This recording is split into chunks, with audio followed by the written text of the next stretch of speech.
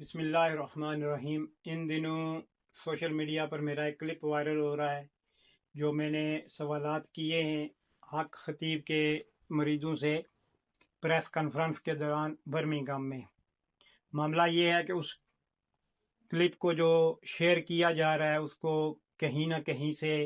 لیا گیا ہے اور اس کو صرف چھوٹا سا ایک حصہ اس کا شیئر کیا گیا ہے۔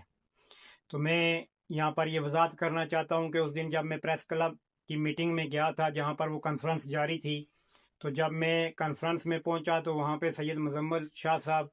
اور آفتاب شریف صاحب کے چند ساتھی وہاں پر پریس کانفرنس میں موجود تھے،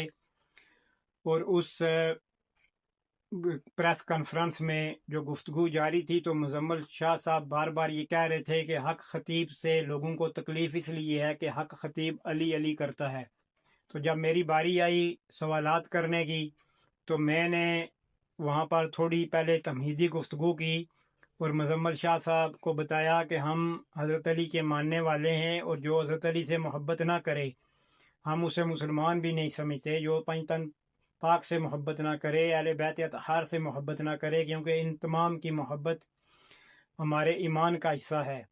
اور اسی تمہیدی گفتگو کے دوران میں آفتاب شریف صاحب سے یہ کہنا چاہتا تھا کہ آفتاب شریف صاحب، آپ کا ایک بیٹا ہے اور میں اس بات کا گواہ ہوں،